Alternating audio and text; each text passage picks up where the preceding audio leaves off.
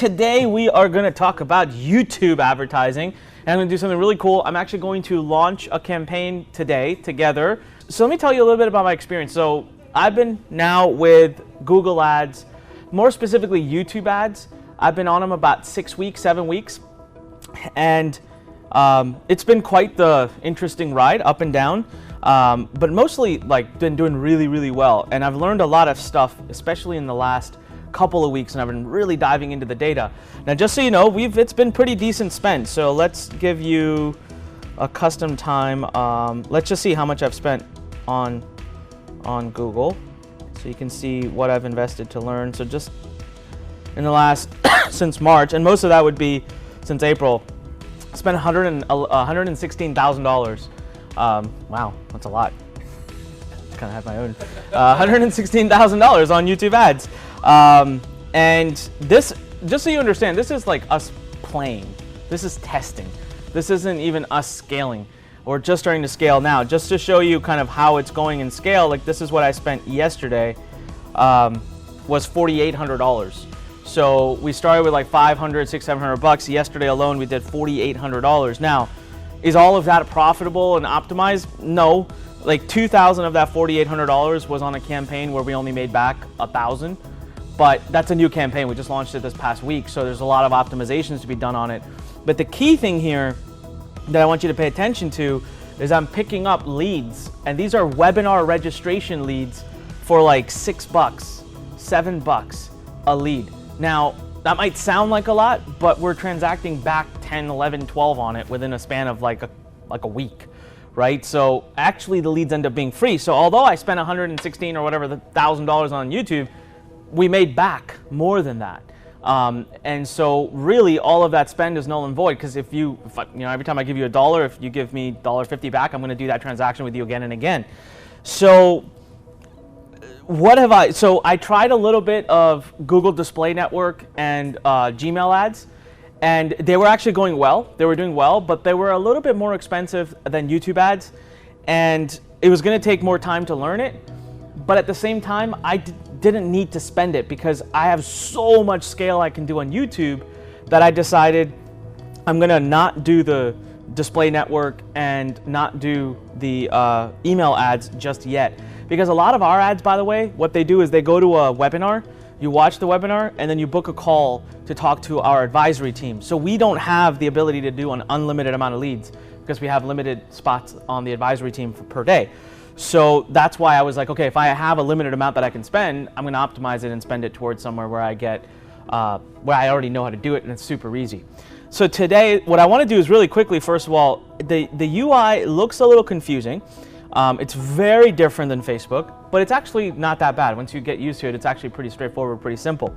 So the biggest difference I can tell you right now between Facebook and YouTube is YouTube really seems to reward you for warm audiences, like big time. With Facebook, the theory that people always throw out there is that, hey, Facebook wants you to use warm audiences and they reward you for it. The problem with Facebook, though, is the smaller your audience, the more they charge you to access that audience. They want you to have massive audiences. Now, they say one thing, they do another, so it is what it is. With YouTube or with Google, not the case. You can come in with an audience, it doesn't matter how small it is, as long as it's targetable, they will definitely charge you less. It's just the user base engages way more when you're warm. So for us, what gave us a true unfair advantage going into Google Ads is that I have massive audiences I've built over so many years, right? I have so many email lists, and I went back and uploaded email lists that are like 4 or 5 years old that we don't even email anymore, and I'm killing it on them. Like they're performing super well. So the way I'm using warm traffic, and so this is a tip that all credit goes to Fred Lamb. He can be super brilliant. He just comes up with really awesome strategies because he understands like psychologically how these networks work. So I upload all these audiences, and I have this huge pool of hot, warm audiences. I run my ads first to that pool. Now we understand one thing about that pool: it's not scalable, right? Like it's not scalable because even if it's 1 million people, even if it's 2 million people, even if it's 3 million people, there's going to be a day and time where I'm going to kind of, with the same promo, same ads, whether it's 2 months, 4 months, 6 months, a year and a half, there's a point in time at which I'm going to tap that audience. And so in an ideal world, you want to be in a scalable land. So what happens with Google, now this is the warning, this is where Facebook is better than Google. When you come on Google and start new ads, they're going to scare the crap out of you. They are expensive. So I'm going to actually show you guys a live example of this in action. So I'm going to go, and you'll see what I'm doing. We'll actually launch ads together, and so don't worry about me skipping around at the moment. What I want to do is filter, one more filter.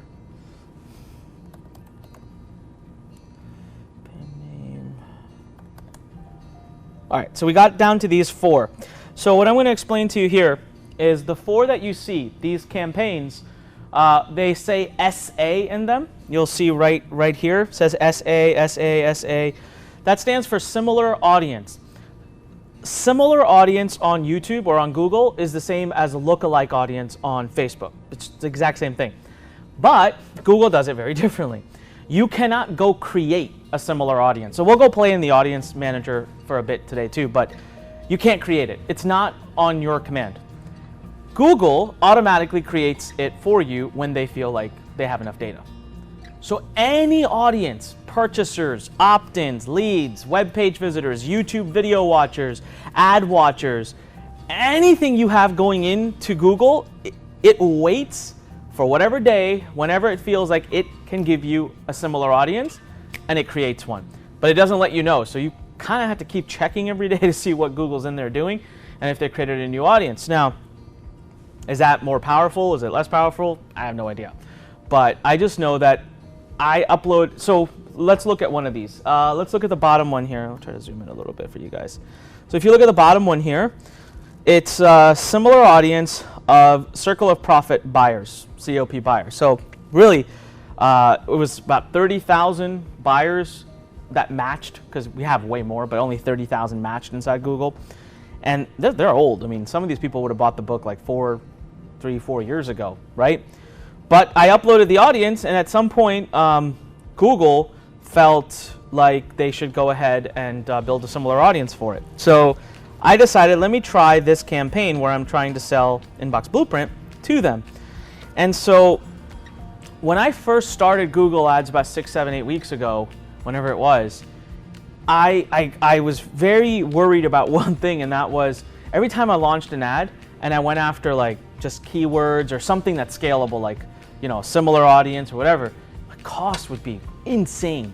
We're talking $20, $21, $18, and within the first couple of days I'd freak out and turn it off until Fred came and he gave me this tip. He said, upload all your warm audiences, your video watchers, your page visitors, your upload, your list, and all. Run your traffic first to those audiences and train the Google Pixel, because those audiences will convert better, that you'll get a better cost per conversion. Let 1,000 or so transactions happen on the warm audience or opt-ins happen, and then start going wider, because Google's Pixel will have learned it will do a better job. That, first of all, was brilliant advice. It helped me kick off, and that's where most of my $116,000 spend went. But now, this last week has been the first time where I've said, okay, let me start seeing if I can kind of scale into the unknown, right? The bigger audiences. So I would have launched this, I want to say, let's have a look. I've got to zoom back out. I think I would have launched it on the 15th. Well, let's check. Let's see if the 14th did anything. No, it wasn't the 14th. So then I would have launched it on the 15th. Okay. So on the 15th, a couple of them went live. Actually, weren't that bad. So I'll tell you right now. So if you could see right here, it says $12.81 per conversion. Wasn't that bad, but it had been that bad. Like when I first started, it was sitting at like $32 or something. And then we go to yesterday. And look what starts to happen pretty quickly. Now we're dropping down to, you know, $5 conversions. Oops, sorry. What is going on here? There we go. All right, we're dropping down to $5. Now one of them is still sitting at 11. We have 6 and we have 5. You got to know these audiences are pretty big. These are audiences of like million+ people. And in just a day, day and a half, my conversion cost went way down. That is because Google has learned. I mean, I've created thousands of pixel fires now over the last 6 weeks or 8 weeks. And then today is never really a good day to look in the sense of it's going to level out. But look at one of them. My similar audience for Circle of Profit buyers is down to $2.66 per conversion. Now this one up here, the Inbox Blueprint buyers, is high, but I'm not going to freak out just yet. With Google, you've got to give it 4 or 5 days. You just absolutely have to give it 4 or 5 days. Now, here's the other big piece of advice that I got directly from our Google rep. When you're running ads on Google, you see this column right here. It says status. When it says eligible learning, do not touch it. It's not done. And notice how on the one that's getting $19 per conversion, it says eligible learning. Google's still trying to figure out what portion of that audience is right for you. And I have, on Facebook, they say learning as well, but I've never quite seen it make as big of an impact as I have on here. So here, even COP, where I'm getting like $2, I'm getting like $2, it still says eligible learning. But the one above, right here, where it says limited by budget, that first one, Google says, got it, you're good, you can scale. Start adding more money. We figured out what section of that audience. Now, I had a ton of Pixelfire data already in the system before I started this, so that's why it only took a day or two. But 6 to 8 weeks ago, when I would start new ads, it would take as much as 4, 5, 6, 7 days for that to switch from eligible learning to limited by budget. Now, the other cool thing about Google that I'm being told by the rep, but I haven't really tested this, so I don't want you guys to do this, is you don't got to do the whole 20% a day hike. Apparently, according to my rep, you could double the damn budget right now. I could double it and it should not impact my cost per conversion by a lot. I'm not doing that. I still like to kind of take things up slowly, but that she went out of her way to say that's a distinct difference between Facebook and Google. Once Google's Pixel learns, it does not need you to spoon feed it small budget increases because Google loses money that way. They would prefer you to just go and freaking hike as high as you want. But if you click on limited by budget, Google will tell you how high they feel comfortable you going. This is what was really cool. So even though the particular audience that I'm talking about, I think based on the data I'm seeing, I could probably spend $1,000 a day on it, right? But currently my spend is at $100. And so Google has run data based on $100 spend. They've gone out into the spectrum of that audience, looked at it, seen, you know what, you're looking for $6 conversions. We feel we could get you that without a shadow of doubt if you went as high as $300 a day. Now that's them being conservative, because what's going to happen is the minute I go to $300 a day, they're going to run the ad for 2 or 3 days and retag it as limited by budget. Then they will reevaluate, and that number, because I've done this a few times now, that number will go up again. Now, should you follow their recommended? No. Even the rep said, by the way, don't do that. So don't go from 100 to 300 overnight.